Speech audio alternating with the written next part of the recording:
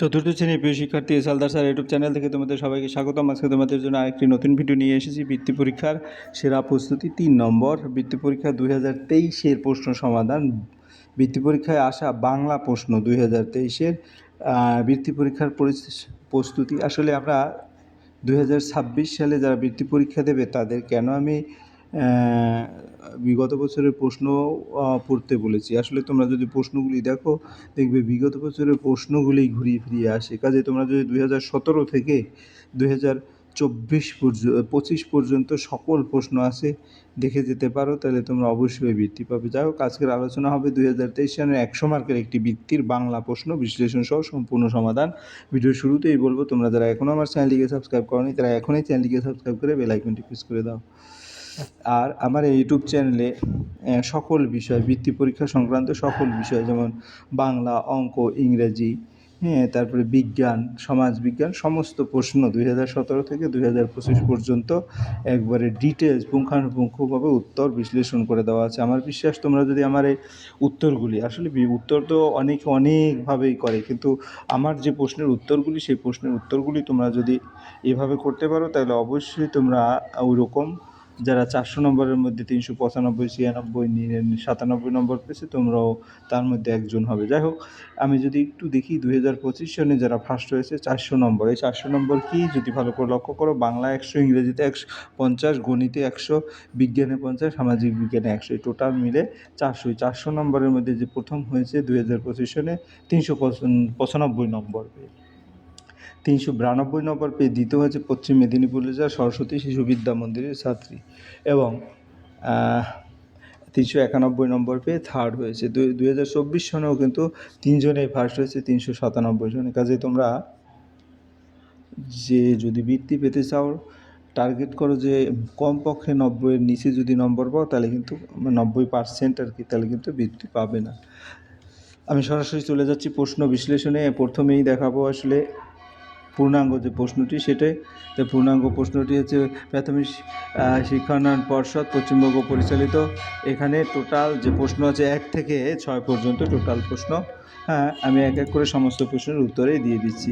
তোমরা দেখতে পাচ্ছ যে এখানে টোটাল যে প্রশ্ন সেটা আবার এক নজরে দেখিয়ে দিচ্ছি এবারে সম্পূর্ণ উত্তর। তো প্রথম প্রশ্ন কি বলেছে সেটা একটু দেখে আসি।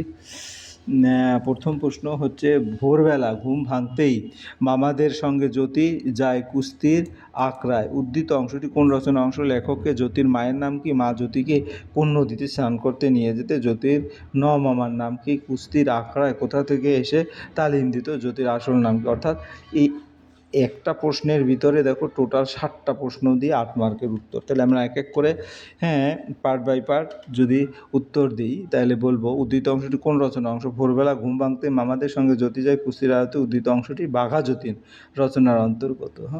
তাহলে এর লেখক হলেন পৃথিবীনাথ মুখোপাধ্যায়। জ্যোতির মায়ের নাম কি? এখানে জ্যোতি বলতে বোঝানো হয়েছে মহান বিপ্লবী যতীন্দ্রনাথ মুখোপাধ্যায়কে। তারপরে জ্যোতির মায়ের নাম কি? জ্যোতির মায়ের নাম সরস্বতী দেবী। মা জ্যোতিকে কোন নদীতে স্নান করতে নিয়ে যেতেন? ছোটোবেলায় তার মা তাকে গড়ই নদীতে স্নান করতে নিয়ে যেতেন। জ্যোতির মামার নাম কি? জ্যোতির মামার নাম ছিল অনাথ। কুস্তির আখড়ায় কোথা থেকে কে এসে তালিম দিত? জ্যোতি ছোটো থেকে খুব সাহসী, শক্তিশালী ছিল এবং শরীরচর্চার প্রতি তার বিশেষ আগ্রহ ছিল। তাই তিনি মামাদের সঙ্গে কুস্তির আখড়ায় যেতেন। সেখানে গোট্রিয়া অঞ্চল থেকে জাদু মাল ওস্তাদ এসে কুস্তির তালিম দিতেন। এই প্রশিক্ষণের মাধ্যমে জ্যোতি শারীরিকভাবে বলবান হয়ে ওঠেন, যা পরবর্তী তার বিপ্লবী জীবনে বিশেষ সাহায্য করে। এরপরের প্রশ্ন, ধলেশ্বরী আইলো নাকি ও মাঝি ভাই কোন রচনার অংশ? লেখককে নৌকায় কি কি রান্না হয়েছিল? ধলেশ্বরী ঢেউ কোথায় আছড়ে পড়ে? ধলেশ্বরীকে ক্ষেপা নদী বলা হয়েছে কেন? আমরা যদি এক এক করে উত্তর বলি, ধলেশ্বরী আইলো নাকি ও মাঝি ভাই, উদ্ধৃত অংশটি আমার মার বাপের বাড়ি রচনা অন্তর্গত। লেখক হলেন রানীচন্দ্র। এই রচনায় লেখিকা তার শৈশবের স্মৃতিচারণ করেছেন। নদীপথে যাত্রার সময় নৌকায় মোটা চালের ভাত ও ইলিশ মাছের ঝোল রান্না করা হয়েছিল, যা গ্রামীণ জীবনের সরলতা ও স্বাদকে ফুটিয়ে তোলে। ধলেশ্বরী নদীর ঢেউ নৌকার গায়ে আছড়ে পড়তো, ফলে যাত্রা অনেক সময় দুলতে দুলতে এগুতো। ধলেশ্বরীকে ক্ষেপা নদী বলা হচ্ছে কারণ এই নদী কখনো শান্ত আবার কখনো হঠাৎ উত্তাল হয়ে উঠত। এর স্রোত অনিয়মিত এবং অস্থির, কোনো নির্দিষ্ট নিয়ম মানে না, এই অস্থির স্বভাবের জন্য নদীটিকে ক্ষেপা বলা হয়েছে। পরের প্রশ্ন হচ্ছে, আমি নিজেও বোতকে দেখার জন্য ব্যাকুল হয়ে পড়ছিলাম। এখানে বক্তাকে কার লেখা কোন রচনার অংশ বোতকে তার সম্বন্ধে প্রচলিত বিশ্বাসটি কি? বক্তার চোখে দেখা বোতর শারীরিক গঠনের পরিচয় দাও। আমি যদি দেখি এখানে এক এক করে, আমি নিজে বোতকে দেখার জন্য ব্যাকুল হয়ে পড়ছিলাম, এই উক্তিটি আমাজনের জঙ্গলের রচনা থেকে নেওয়া হয়েছে। বোতকে এর লেখক হলেন অমরেন্দ্র চক্রবর্তী। তার সম্বন্ধে প্রচলিত বিশ্বাসটি কি? তা কার লেখা? এটা হচ্ছে তোমার অমরেন্দ্র চক্রবর্তী। তারপরে কোন রচনার অংশ? বক্তা হলেন গল্পের কথক নিজেই। তারপরে বোতো হলো আমাজন নদীর এক বিশেষ প্রজাতির ডলফিন। বোতোকে, এই যে বোতো বলেছে ডলফিন, যাকে স্থানীয় মানুষ রহস্যময় প্রাণী হিসেবে মনে করে। তাদের বিশ্বাস অনুযায়ী বোতো মানুষের উপকার করে এবং বিপদে রক্ষা করে। এমনকি তারা মনে করে জলের তলায় বোতোর এক বিশাল রাজ্য আছে, যেখানে রঙিন পাথরের জন্য প্রাসাদ রয়েছে। তার প্রচলিত বক্তার চোখে দেখা বোতোর শারীরিক গঠনের পরিচয় দাও। বক্তার চোখে দেখা বোতোর শারীরিক গঠন ছিল অদ্ভুত। তার দৈর্ঘ্যে প্রায় 1-1.5 হাত, নাক বা ঠোঁট সরু, মাথা বড় এবং রং গোলাপি। তার লেজের শেষ অংশ দুটি ভাগ বিভক্ত ছিল। এই বর্ণনায় বোতোর অস্বাভাবিক ও রহস্যময় রূপকে স্পষ্টভাবে তুলে ধরে। পরের প্রশ্ন হচ্ছে তোমার, এবার ফেরবার পালা কার লেখা কোন রচনা অংশ? বক্তাকে তার পূর্বপুরুষ কোথায় চাকরি করতেন? ফেরবার পথে কী কী বিপদ ঘটেছিল? শুভ্র তুষার কার মৃতদেহের উপর রচনা হয়েছিল? আমরা যদি দেখি এবার ফেরবার পালা, অংশটি দক্ষিণাবে মেরু অভিযান রচনা অন্তর্গত, যার লেখক নৃপেন্দ্র কৃষ্ণ। এখানে বক্তা হলেন রবার্ট ফ্যালকন স্কট, যিনি একজন বিখ্যাত অভিযাত্রী। স্কটের পূর্বপুরুষ ইংল্যান্ডে নৌবাহিনীতে চাকরি করতেন। দক্ষিণ মেরু জয় করার পর ফেরার পথে তার ভয়ঙ্কর বিপদের সম্মুখীন হন। প্রচণ্ড তুষার ঝড়, হিমশীতল বাতাস এবং চারিদিকে বরফে পরিবেশ তাদের চলার পথকে কঠিন করে তোলে। খাদ্যের অভাব, ক্লান্তি এবং দিশাহীনতার কারণে তাদের অবস্থা অত্যন্ত শোচনীয় হয়ে ওঠে। দিনের পর দিন সূর্যের দেখা মেলে না, চারিদিকে শুধু বরফ আর তুষার। এই ভয়াবহ অবস্থার মধ্যে তাদের সঙ্গী ইভান্স মারা যান এবং শুভ্র তুষার তার মৃতদেহের উপর কবর রচনা করে। পরের প্রশ্ন হচ্ছে কি, সুতরাং ঠিক হলো আমাদের দলটা এবার ছোট্ট পিসিমার বাড়ি হয়ে সেজ পিসিমার বাড়ি যাব। কাদের নিয়ে দল গঠন করা হয়েছিল? আমরা যদি দেখি উত্তর কাদের নিয়ে, সুতরাং ঠিক হলো আমাদের দলটা এবার ছোট পিসিমার বাড়ি হয়ে সেজ পিসিমার বাড়ি যাবে। এই অংশে একটি পারিবারিক ভ্রমণের কথা বলছে। দলটি গঠিত হয়েছে ছোট পিসিমা, সেজ পিসিমা এবং তাদের ছেলে মেয়েদের নিয়ে। তারপরে ছোট পিসিমার বাড়ি যেতে কোন বিখ্যাত মানুষের গ্রাম পেরোতে হয়? ছোট পিসিমার বাড়ি যেতে পথে বাটাজোর গ্রাম পেরোতে হয়, যা বিখ্যাত অশ্বিনী কুমার দত্তের গ্রাম। তার পরিচয় দাও। তার পরিচয় হচ্ছে, অশ্বিনী কুমার দত্ত ছিলেন একজন বিশিষ্ট শিক্ষাবিদ, সমাজ সংস্কারক ও দেশপ্রেমিক ব্যক্তি। ছোট পিসিমা ছিলেন অত্যন্ত সাহসী, কর্মঠ, দৃঢ়চেতা নারী। তিনি একাই বাড়ি ও সংসার সামলাতেন এবং রাতে লণ্ঠন জ্বালিয়ে বাড়ি পাহারা দিতেন। সেজ পিসিমার তাহলে গ্রামের নাম কি? তিনি এতটাই দৃঢ়চেতা ছিলেন যে চোর, ডাকাত বা অন্য কেউ তাকে সহজে ভয় দেখাতে পারত না। সেজ পিসিমার গ্রামের নাম ছিল চন্দ্রাহার। পুরো ঘটনাটি গ্রামীণ জীবনের আন্তরিকতা ও পারিবারিক বন্ধনকে সুন্দরভাবে তুলে ধরে। পরের প্রশ্ন 2 নং প্রশ্ন, যেটা কবিতার সকল প্রশ্ন। মানুষ হইতে হবে মানুষ যখন কবিকে তিনি কোন বিখ্যাত কবির মা? এই কবিতায় কবি আমাদের দেশের ছেলেদের কাছে কি প্রত্যাশা করেন? আমি যদি এক এক করে উত্তর দিই তাহলে বলবো, মানুষ হইতে হবে মানুষ যখন, এই পংক্তিটি কবি হলেন কুসুম কুমারী দাস। তিনি বিখ্যাত কবি জীবনানন্দ দাশের মা। এই কবিতায় কবি দেশের ছেলেদের প্রতি একটা গুরুত্বপূর্ণ বার্তা দিয়েছেন। তিনি চান ছেলেরা শুধু কথায় বড় না হয়ে কাজে বড় হোক। তারা যেন সৎ, পরিশ্রমী, সাহসী এবং দায়িত্বশীল মানুষ হয়ে ওঠে। দেশের উন্নতির জন্য তাদের উচিত সত্যবাদী এবং নৈতিক আদর্শে চলা, অর্থাৎ প্রকৃতি মানুষ হওয়ার মধ্যে জীবনের সার্থকতা, এই শিক্ষাই কবি দিতে চেয়েছেন। পরের প্রশ্ন, চৌপর দিনভর দেয় দূরপাল্লা, কবিকে কে দূরপাল্লা দেয়? চৌপর শব্দের অর্থ কি? নৌকাতে কতজন মাঝি ছিল? এখানে যদি উত্তর দিই, চৌপর দিনভর দেয় দূরপাল্লায় পংক্তিটি কবি হলেন সত্যেন্দ্রনাথ দত্ত। এখানে শিবখান তিনদার, 3 জন মাল্লা দূরপাল্লা দেয়, অর্থাৎ তারা নৌকাতে কতজন, মানে নৌকা বেয়ে দীর্ঘ পথ অতিক্রম করে। চৌপর শব্দের অর্থ হলো সারাক্ষণ বা দিনরাত অবিরাম। এরপরে নৌকোতে কতজন? নৌকোতে 3 জন মাঝি ছিল। তারা নিরলসভাবে পরিশ্রম করে দূর পর্যন্ত নৌকা চালায়। এবং পংক্তিতে কবি মাঝিদের কঠোর পরিশ্রম ও অধ্যবসায়ের চিত্র তুলে ধরেছেন। পরের প্রশ্ন, হ্যাঁ, আল্লাহ মেঘ দে পানি দে ছায়া দে রে তুই। এই কবিতার কবিকে কারা কেন এই প্রার্থনা করেছেন? এই কবিতার কবি হচ্ছে এই কবিতার কবি হলেন জসিমউদ্দিন। এই প্রার্থনাটি করছে গ্রামের সাধারণ মানুষ, গৃহস্থ নারী পুরুষ, এমনকি পশু পাখিরাও তারা প্রকৃতির কাছে বৃষ্টির প্রার্থনা করেছে।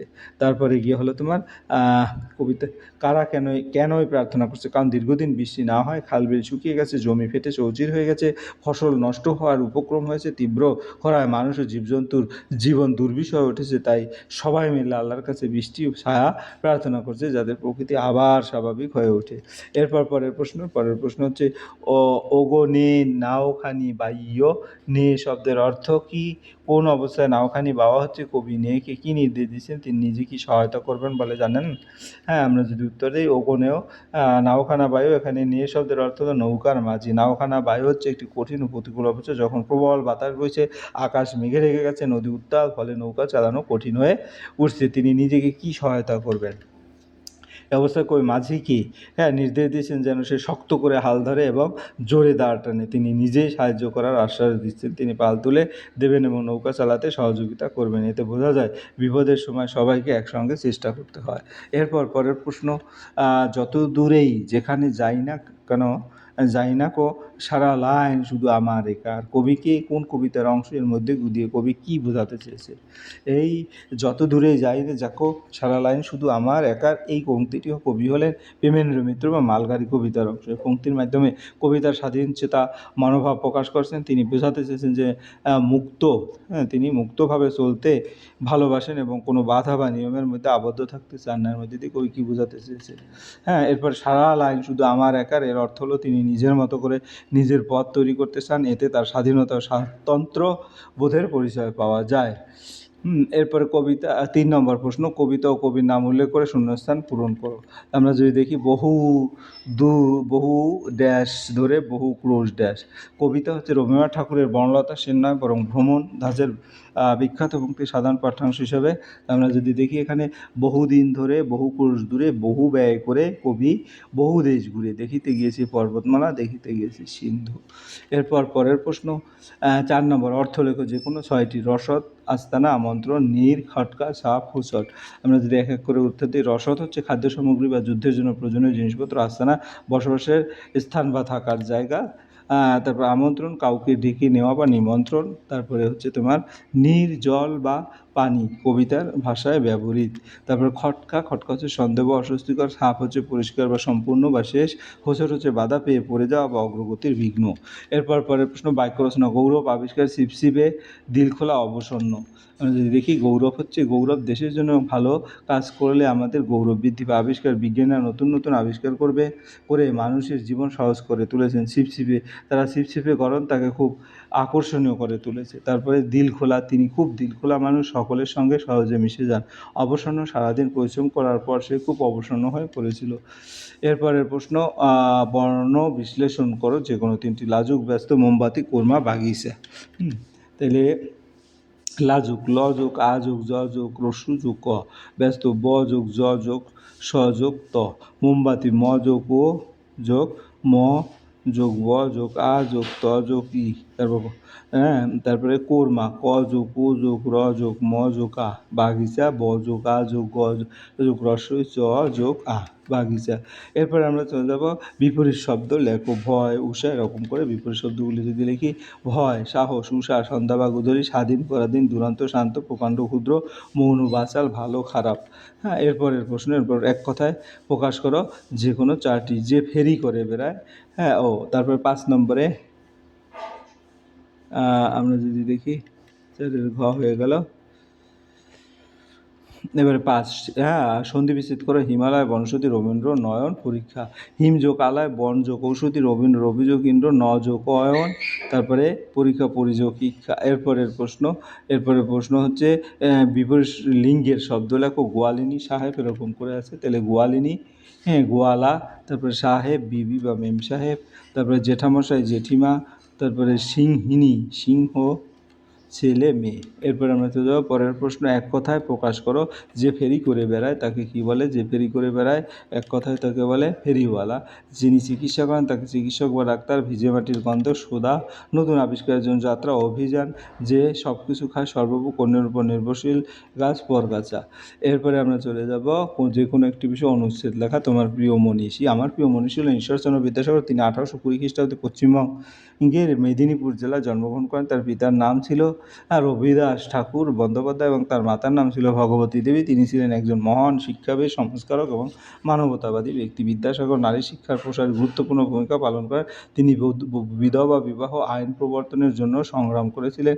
সমাজ কুসংস্কার অন্ধবিশ্বাস দূর করতে তিনি চেষ্টা করেছিলেন। তার লেখা বর্ণপরিচয় বইটি ভালো বাংলা শিক্ষার ক্ষেত্রে অত্যন্ত গুরুত্বপূর্ণ। তিনি সহজ ও সুন্দর গদ্যরীতি প্রচলন করেন। তিনি দরিদ্র অসহায় মানুষের প্রতি সহানুভূতিশীল ছিলেন।